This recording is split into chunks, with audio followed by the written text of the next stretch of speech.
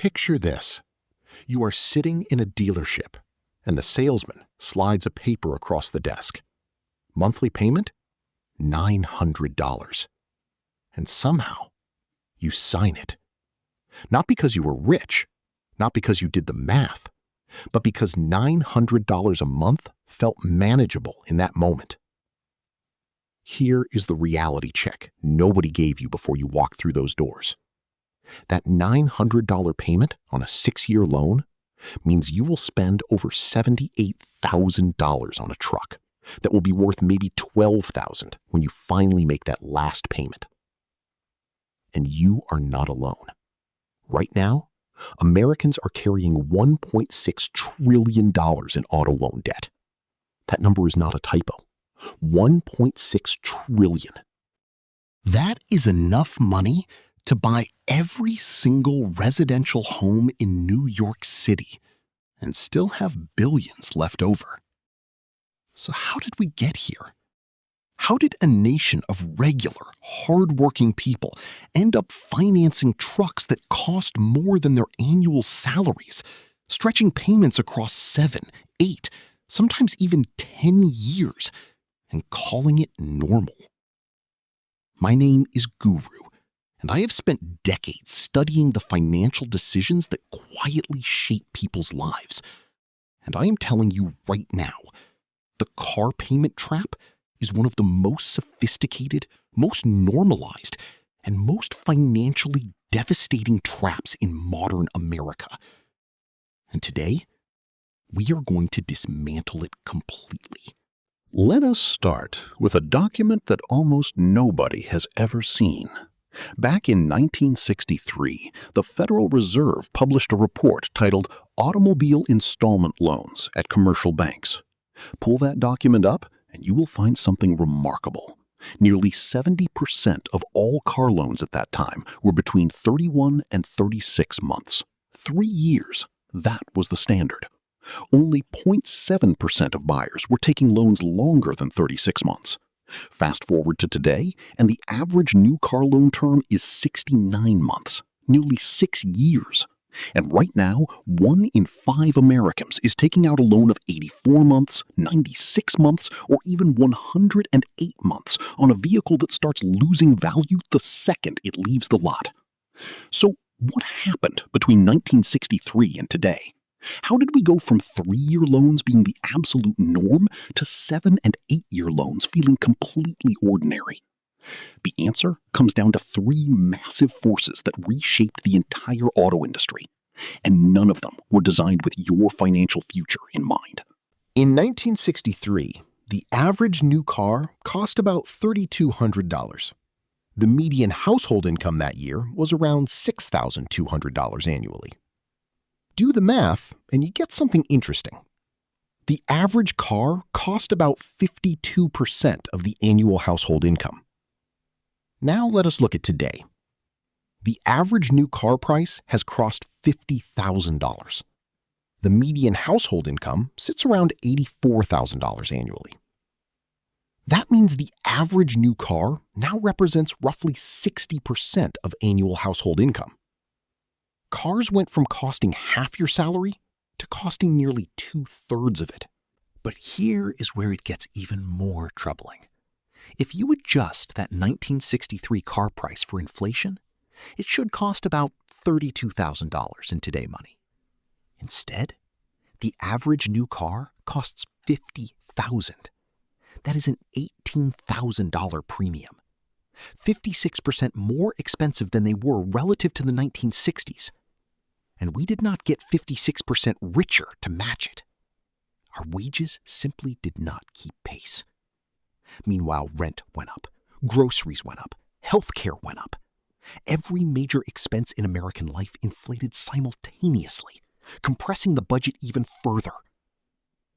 So the auto industry faced a problem. How do you sell a $50,000 vehicle to people who cannot afford a $50,000 vehicle? The solution was elegant and dangerous.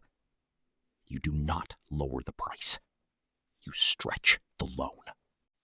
That means the average new car now represents roughly 60% of annual household income.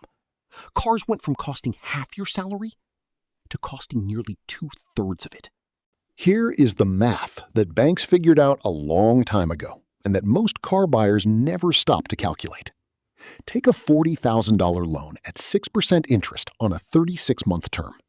Your monthly payment is around $1,200 a month, and you pay approximately $3,800 in total interest over the life of that loan.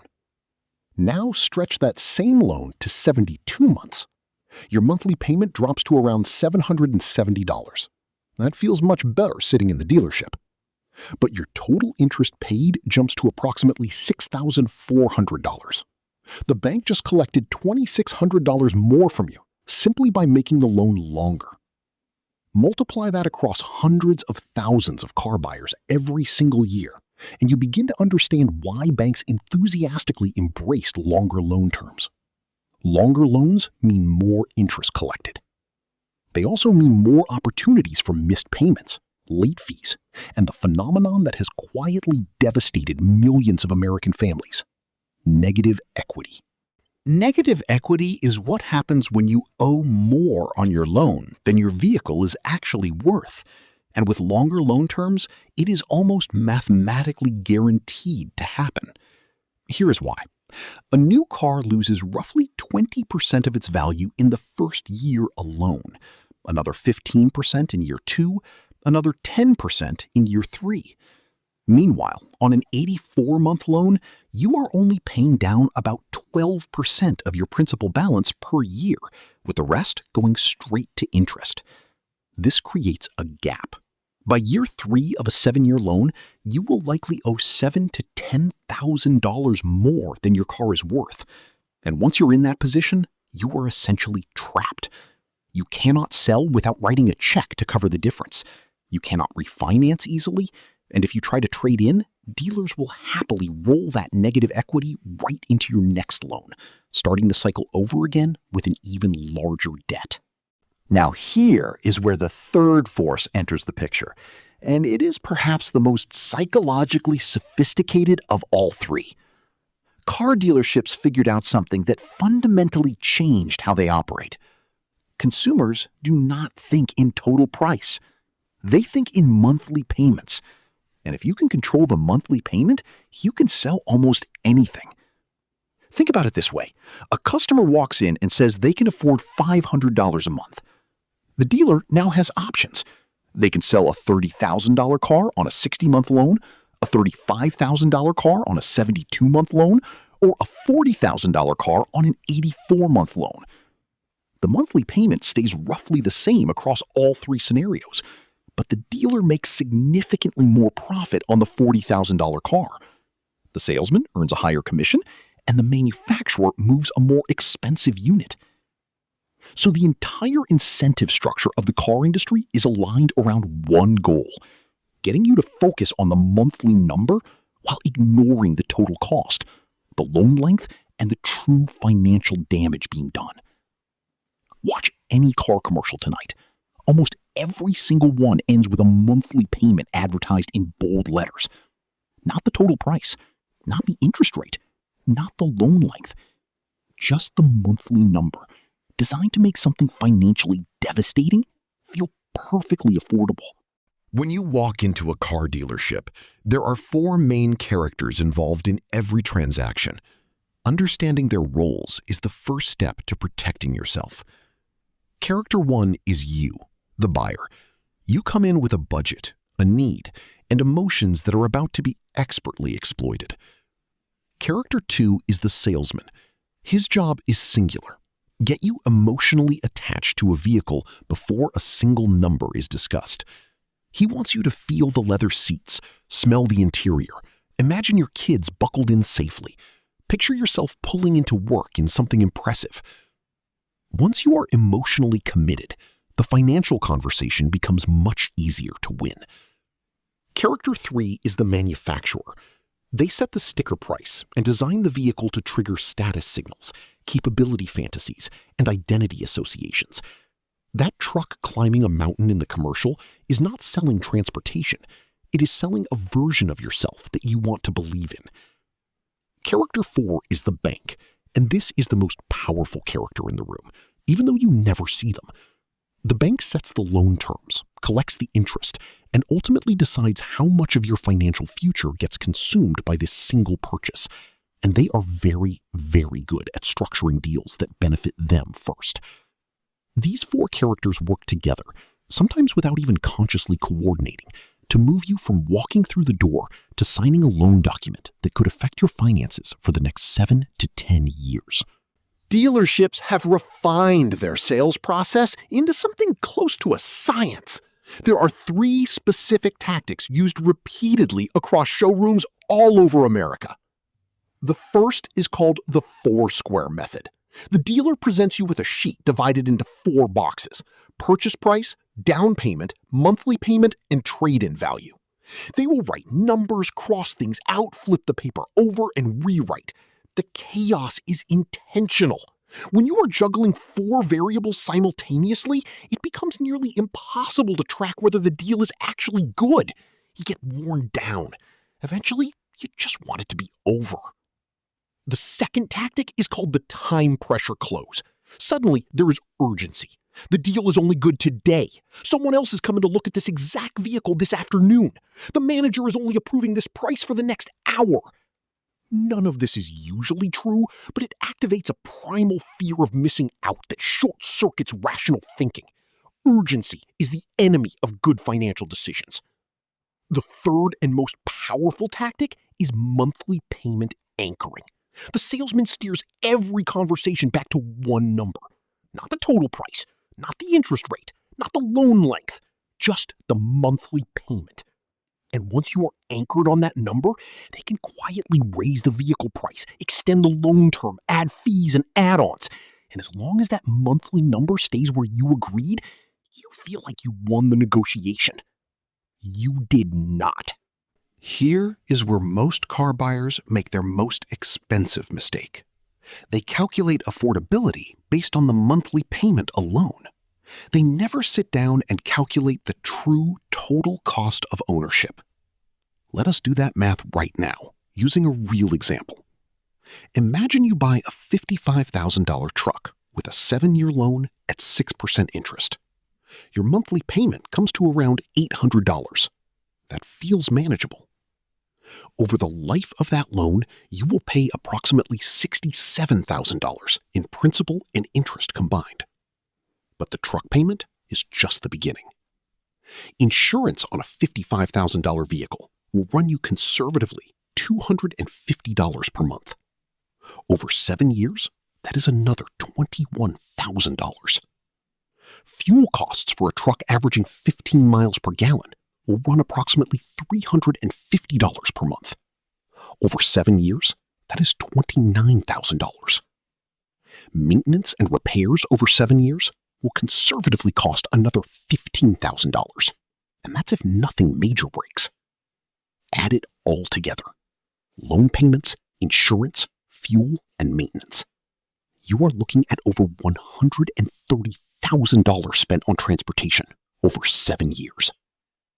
And at the end of those 7 years, that truck will be worth approximately $15,000 on the used car market. You paid $130,000 for the privilege of eventually owning a $15,000 asset. That is not transportation financing. That is quiet, slow-motion wealth destruction, gift-wrapped with heated seats and a touchscreen dashboard. Now here's the number that should genuinely stop you cold. If someone had taken that same $800 monthly payment. The question I get asked most often about this topic is simple. How are people actually doing this? How are regular Americans managing $800, $900, $1,200 car payments every month? The answer is that most of them are not managing it. They are surviving it, and usually at a very high cost to every other area of their financial lives. Some people have moved into smaller apartments or stayed with roommates longer than they planned, just to free up room in their budget for the vehicle payment. They will eat basic lunches and skip dinners out, all while commuting to work in a truck worth more than some starter homes. Others are taking on second jobs specifically to fund their vehicle, They will drive for a rideshare company on weekends, using that same expensive truck to generate just enough income to keep the loan current. The vehicle becomes both the problem and the attempted solution simultaneously. Some people are tapping retirement accounts or borrowing against their 401k to cover down payments or unexpected repair bills. They are borrowing from their future financial security to fund their current transportation choice, and most do not fully grasp the compounding damage this causes over time. Then there is the credit card shuffle, which has become increasingly common.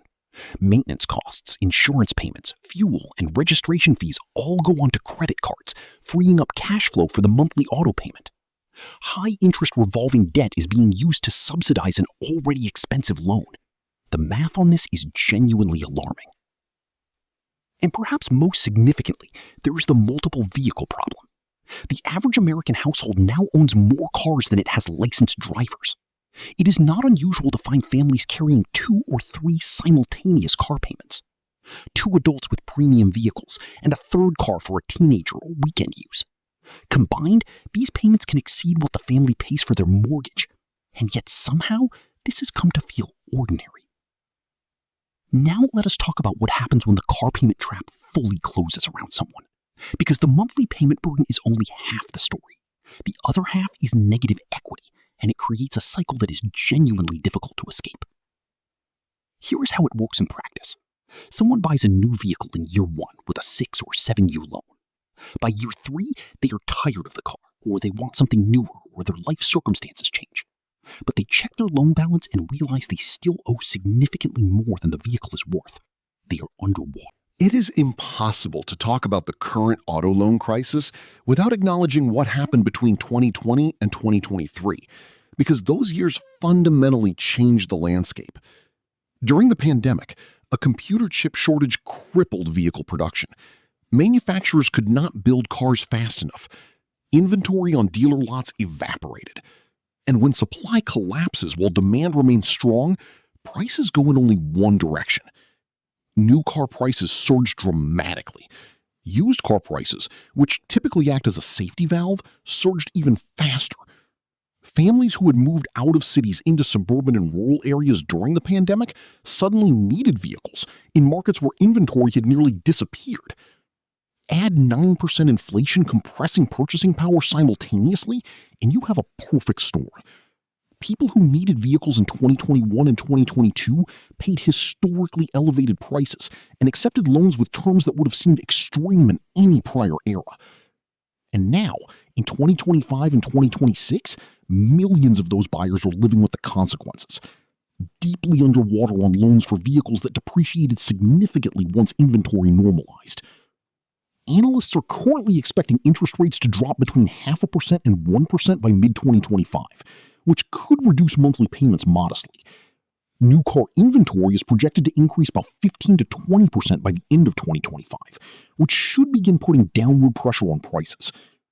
For buyers who have the ability to wait 6 to 12 months, the data suggests that patience will be rewarded with better pricing and better terms. But for the millions already locked into expensive loans, the path forward requires a different kind of discipline. Here is what makes this cycle so difficult to break, even when people can clearly see the math working against them. Once someone is committed to an expensive vehicle, something psychologically significant happens. The car stops being just transportation and becomes an extension of their identity. The truck is not just a way to get to work. It is proof of success, reliability, and worth. The idea of trading down to something more affordable does not feel like a financial decision. It feels like a demotion, a public admission that they cannot afford the life they projected. The automotive industry has spent decades and billions of dollars engineering exactly this emotional response. Every commercial, every design choice, every feature name is designed to sell not a vehicle, but a version of yourself that you aspire to become.